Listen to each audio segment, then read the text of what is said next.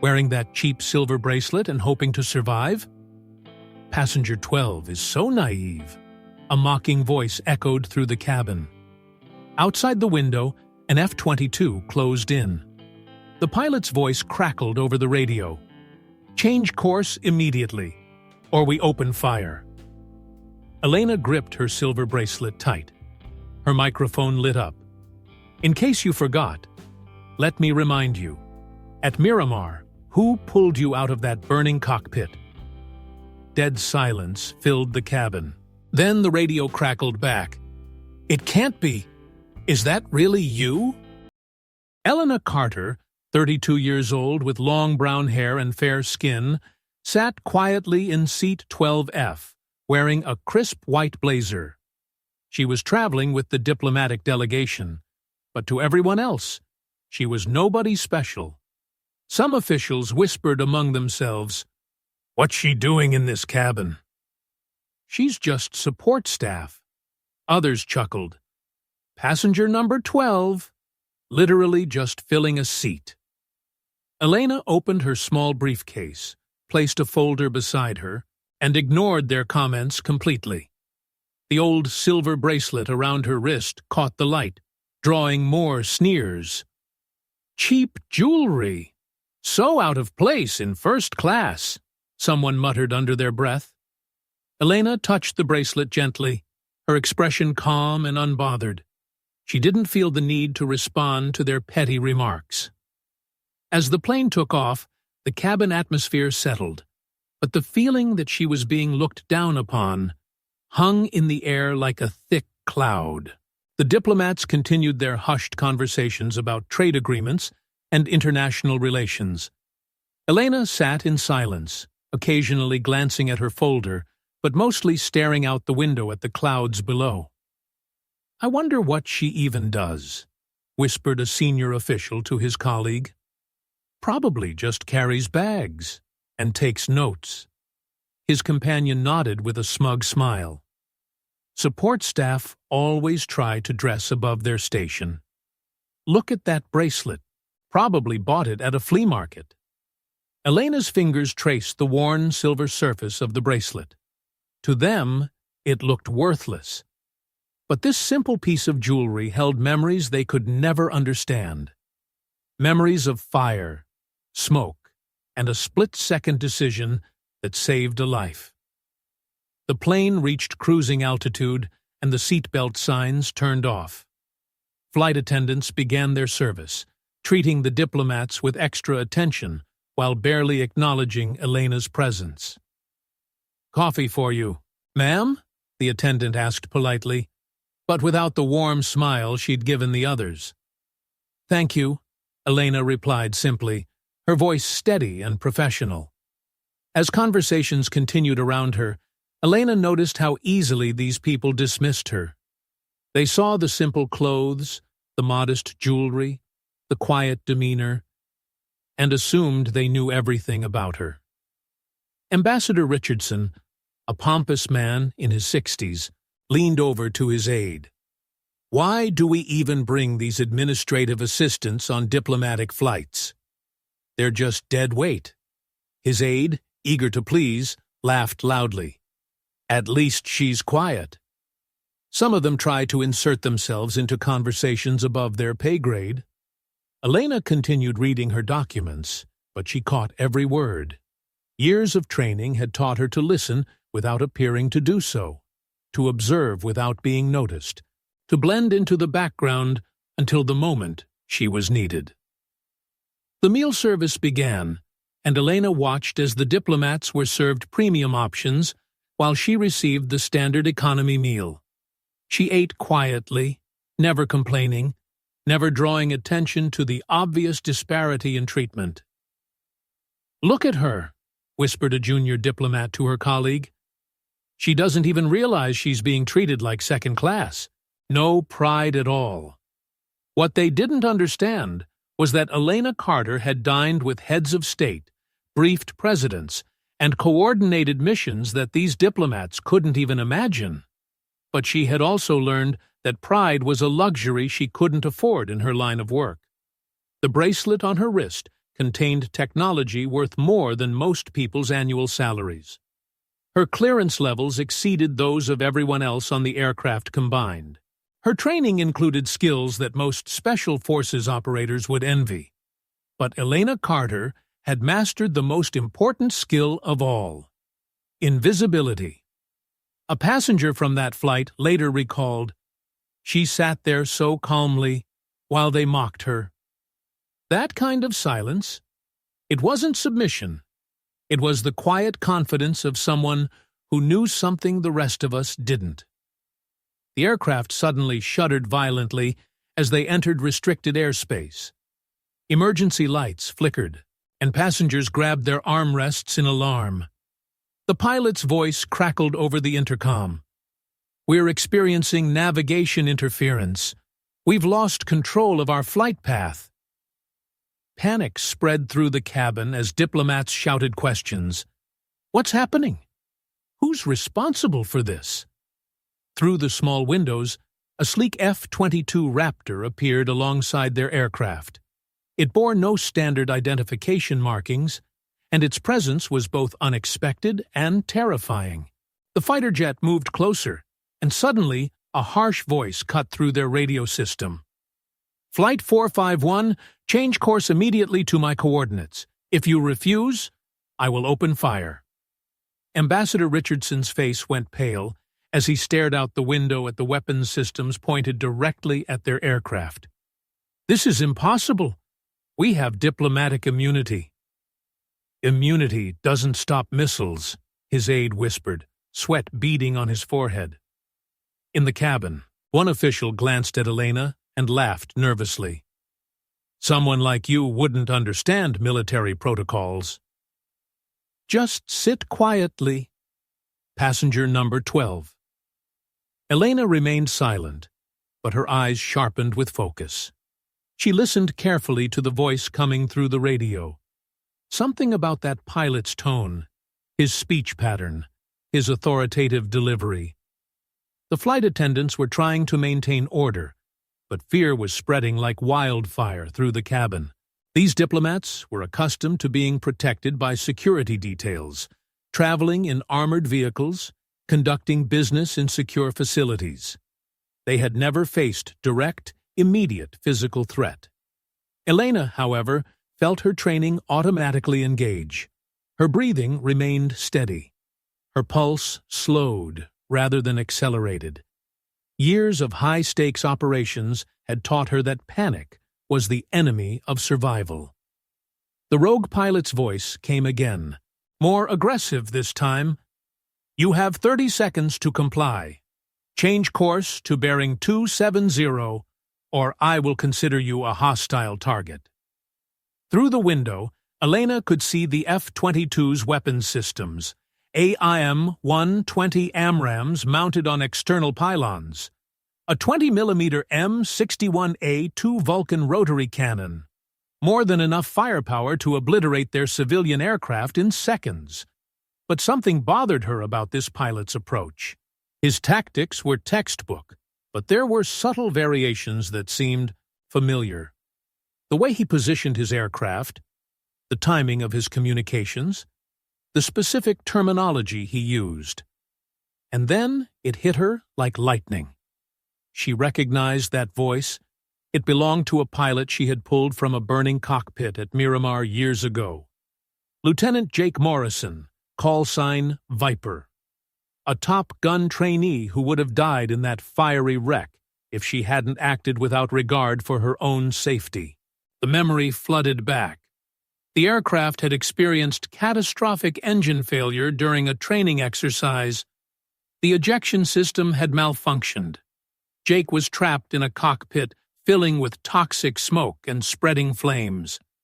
Elena had been serving as a flight instructor that day. While other personnel maintained safe distances and waited for emergency crews, she had run directly toward the burning aircraft.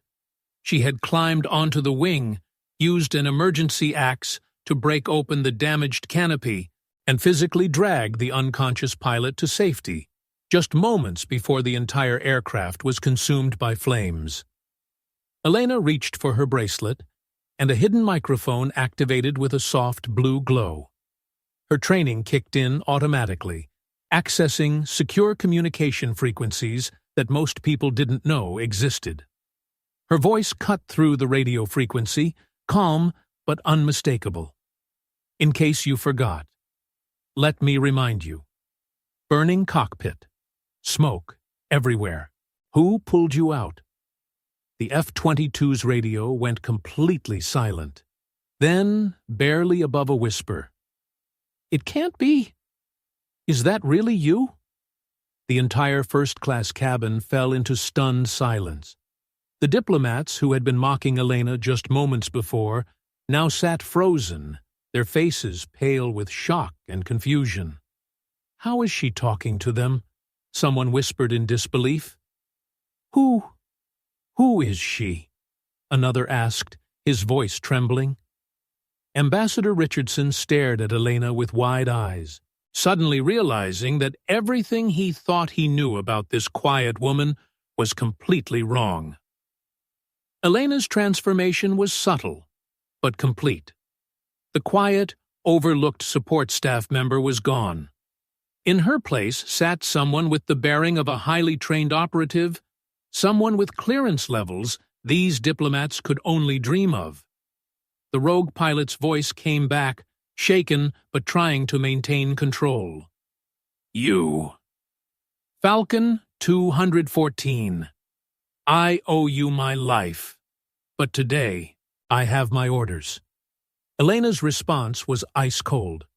"What orders give you permission to fire on the person who saved your life?" Ground control suddenly burst onto the frequency, clearly confused. "That F-22 is not on our authorized list. It's broadcasting false identification."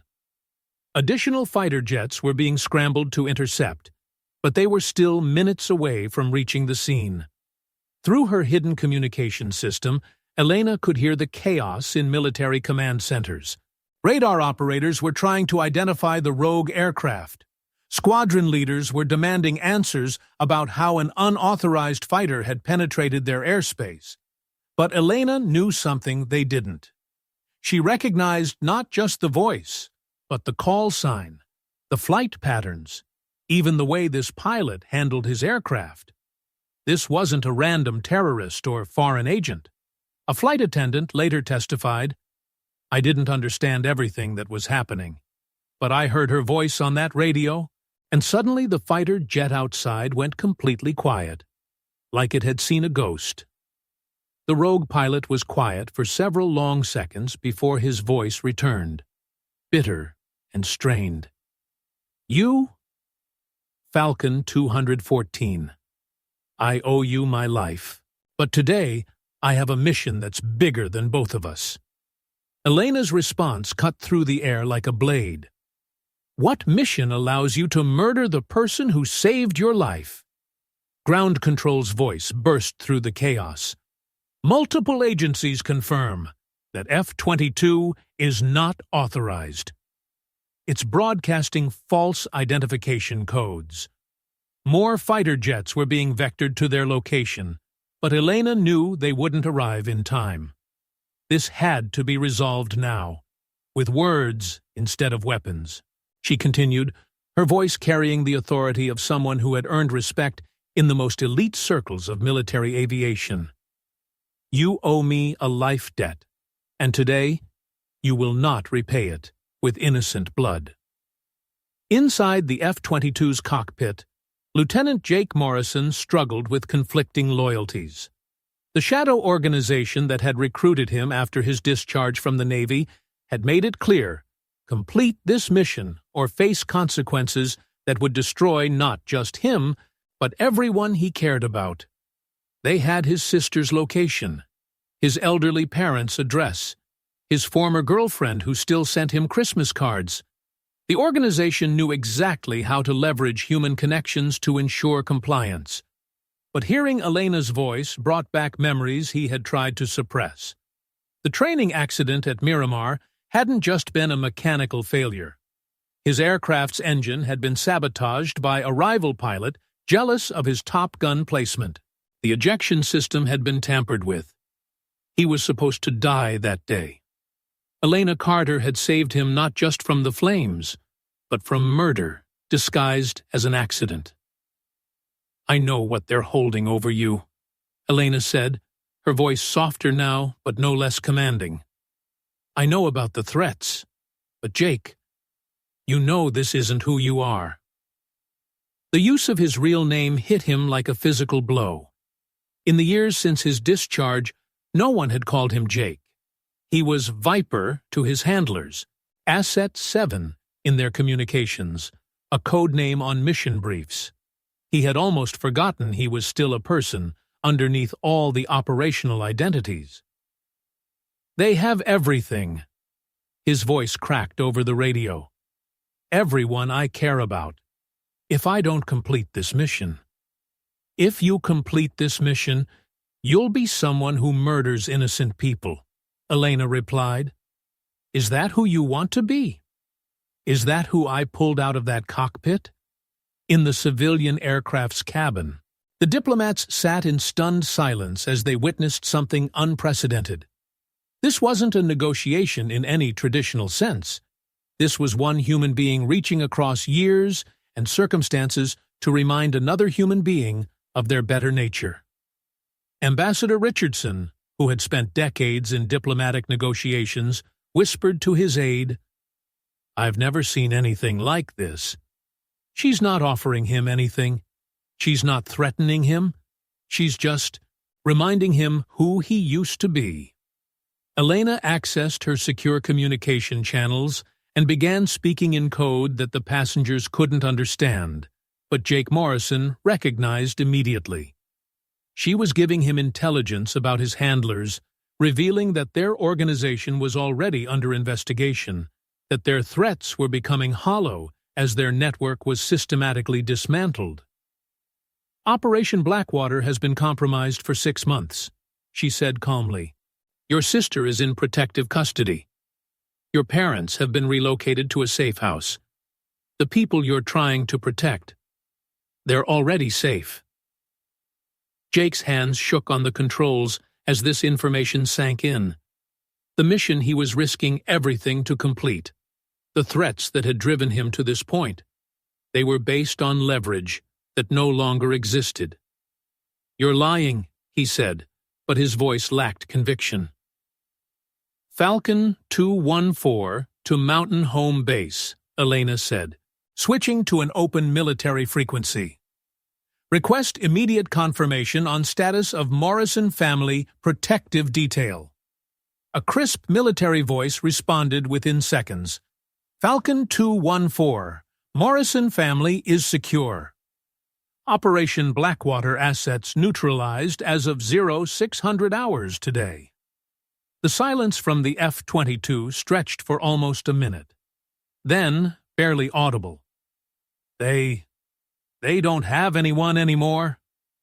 They never really had anyone, Jake. They just had fear, and fear only works if you let it." Elena could see other aircraft approaching on the horizon.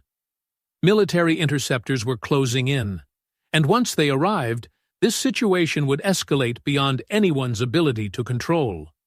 Jake would either surrender or fight, and if he fought, he would die. But she also knew something about Jake Morrison that his handlers had never understood. He wasn't a mercenary or a career criminal. He was a Top Gun pilot who had been broken by trauma and manipulated by people who preyed on broken warriors. "I remember what you said to me." Jake's voice came through the radio, clearer now. "When you pulled me out of that cockpit, you said, 'You're alive, and that means you still have choices.'" Elena smiled slightly, remembering that moment. She had been trying to keep him conscious, to prevent him from going into shock, but the words had carried deeper meaning than she had realized at the time. "You still have choices, Jake. Right now, in this moment, you can choose who you want to be." The F-22 began to descend, its pilot removing his helmet. Camera feeds from ground-based radar installations confirmed what Elena already knew. This was Lieutenant Jake Morrison, former Top Gun trainee who had been listed as missing in action 3 years earlier after what appeared to be a psychological breakdown. His voice came through one final time, steady and clear. "Falcon 214. The debt I owe you isn't just my life. It's my soul. I will not betray that." The fighter jet executed a perfect disengagement maneuver, breaking off its attack run and climbing rapidly toward the upper atmosphere. Radar operators watched as it disappeared from their screens, heading toward international waters where jurisdiction became complicated. Elena switched off her microphone and leaned back in her seat, her expression returning to the same calm demeanor she had maintained throughout the entire crisis. But now, everyone in the cabin was looking at her with a mixture of awe, fear, and profound respect. The official who had mocked her earlier could barely lift his head to meet her eyes. His face was flushed with embarrassment and shame that went beyond simple social awkwardness. He had glimpsed something about the nature of real authority, real capability, and realized how foolish his assumptions had been. A diplomatic security officer later reported, "I've been in this business for 20 years, and I've never seen anything like it." She didn't just diffuse a hostile situation. She reminded a lost soul who he used to be. That's not training. That's character. The aircraft escaped danger and continued on its safe trajectory. The atmosphere in the cabin was so quiet you could hear individual heartbeats pounding against ribs. Those who had mocked Elena now sat motionless, their faces burning with shame and embarrassment that went far deeper than social awkwardness. One passenger whispered quietly, "We're alive. Because of her." Ground control sent a message of gratitude through official channels, but Elena simply closed her laptop without responding. Her job was done, and she had never been one for unnecessary ceremony or recognition. The flight attendants, who had earlier treated her with polite indifference, now approached with obvious respect and curiosity. But Elena's demeanor remained unchanged, professional, courteous, and utterly unremarkable to anyone who didn't know what to look for. Ambassador Richardson found himself studying Elena's profile, trying to reconcile the quiet support staff member he had dismissed with the operative who had just prevented an international incident using skills he couldn't begin to comprehend. "Ma'am," he said hesitantly, his voice lacking its usual authoritative tone. We owe you an apology, and much more than that." Elena glanced at him briefly, her expression neither hostile nor welcoming. "You owe me nothing, Ambassador. You reacted based on the information you had available. That's what people do." But her words carried an undertone that everyone in the cabin understood. The information they had available was woefully inadequate because they had made assumptions instead of asking questions. When the plane finally landed, the diplomatic delegation filed off slowly, their usual confidence replaced by a subdued awareness of how wrong they had been about someone they had considered beneath their notice. Elena walked behind them, carrying her simple briefcase and wearing the same unremarkable white blazer, as if this were just another routine flight with routine passengers discussing routine diplomatic matters. The official who had mocked her silver bracelet approached hesitantly as they moved through the airport terminal. "Ma'am, I'm sorry. I said things, made assumptions. I was completely out of line." Elena paused, considering his words. "You weren't out of line. You were just wrong. There's a difference." She continued walking without another word, leaving him to contemplate the distinction between rudeness and ignorance, between malice and mistake. As the delegation moved through the airport, Security personnel and government officials treated Elena with visible deference that the other passengers couldn't help but notice. Word had already spread through secure channels about what had happened at 30,000 feet. But Elena remained focused on her mission objectives. She had prevented an international incident, saved dozens of lives, and helped redirect a lost pilot toward redemption.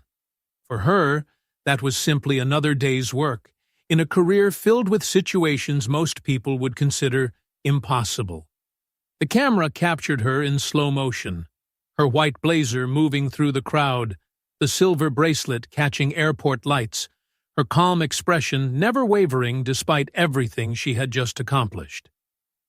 Behind her, the diplomats who had dismissed her as irrelevant support staff were learning harsh lessons about assumptions, respect, and the dangerous folly of judging people by appearances. Airport security footage would later show Elena disappearing into the crowd, unremarkable to casual observers, but unmistakable to those who knew what to look for. The bearing of someone with elite training, the confidence of someone who had faced life and death situations and emerged victorious, the quiet authority of someone who had earned respect through actions rather than titles. The diplomatic mission continued as planned, but everyone involved knew that the real story wasn't about trade agreements or international negotiations. The real story was about a woman who had been underestimated by everyone around her, until the moment when their lives depended on her unique skills and uncompromising character. Have you ever seen someone who was completely underestimated, only to watch everyone else have to bow their heads in respect?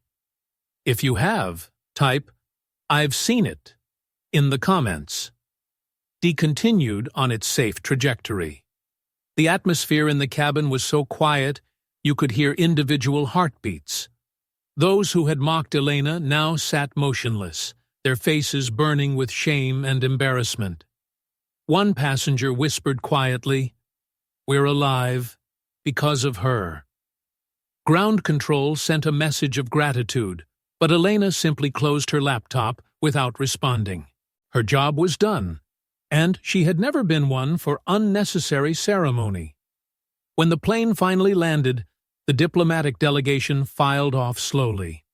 Elena walked behind them, carrying her simple briefcase as if this were just another routine flight. The official who had mocked her silver bracelet approached hesitantly. "Ma'am." "I'm sorry." Elena glanced at him briefly, then continued walking without a word. Some apologies, she knew, were too little and too late. As the delegation moved through the airport, security personnel and government officials treated Elena with visible respect. Word had already spread through secure channels about what had happened at 30,000 feet. But Elena remained focused on her mission. She had prevented an international incident, saved dozens of lives, and reminded a lost pilot of his better nature. For her, that was simply another day's work. The camera captured her in slow motion, her white blazer moving through the crowd, the silver bracelet catching airport lights, her calm expression never wavering despite everything she had just accomplished. Behind her, the diplomats who had dismissed her as irrelevant support staff were learning harsh lessons about assumptions and respect. They were discovering that true authority often comes in the most unexpected packages. Airport security footage would later show Elena disappearing into the crowd, unremarkable to casual observers, but unmistakable to those who knew what to look for. The bearing of someone with elite training, the confidence of someone who had faced life-and-death situations and emerged victorious. The diplomatic mission continued as planned, but everyone involved knew that the real story wasn't about trade agreements or international negotiations. The real story was about a woman who had been underestimated by everyone around her, until the moment when their lives depended on her unique skills and uncompromising character. In the days that followed, classified reports would circulate through intelligence agencies.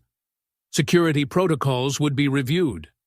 Questions would be asked about how an unauthorized fighter pilot had gained access to restricted airspace. But the most important outcome couldn't be measured in policy changes or security upgrades. Somewhere, a former Top Gun pilot was wrestling with his conscience, remembering the person who had saved his life and wondering if it was too late to save his soul. Elena Carter returned to her regular duties as if nothing extraordinary had happened.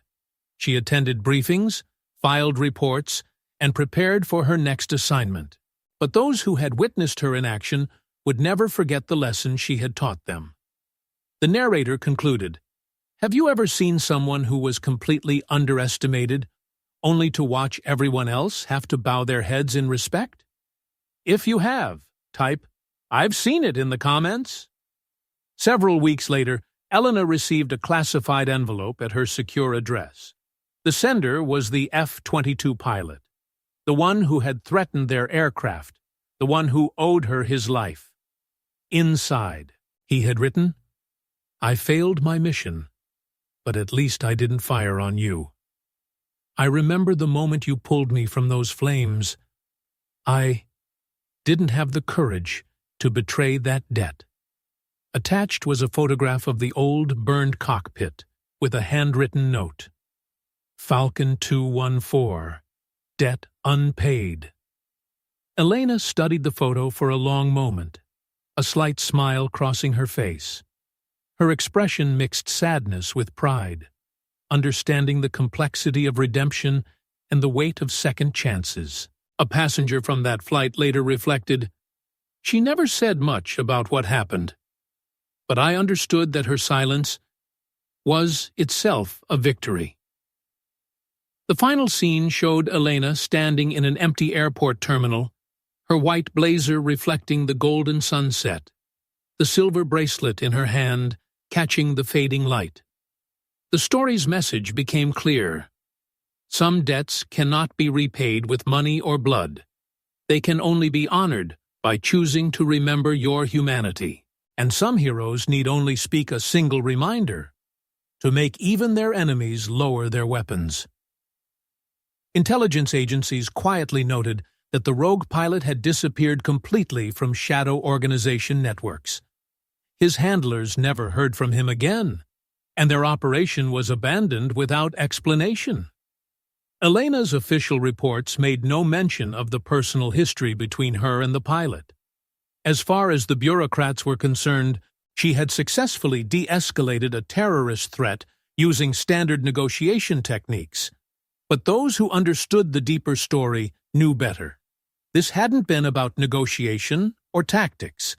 This had been about the power of moral authority, about the unbreakable bonds forged in moments of life and death, about the possibility of redemption, even in the darkest circumstances. The silver bracelet found its way back to Elena's jewelry box, where it would wait quietly for the next time someone's life hung in the balance. To most people, it would always look like nothing more than an old piece of costume jewelry. But Elena knew better. She knew that the most powerful weapons are often the ones that nobody recognizes, and the most effective operators are frequently the ones that everyone overlooks. If you believe in stories that touch the heart like this one, leave a comment, and don't forget to subscribe to SN Quiet Stories. We tell the stories that shouldn't be forgotten. Real people are creating and telling stories, not mass-produced AI.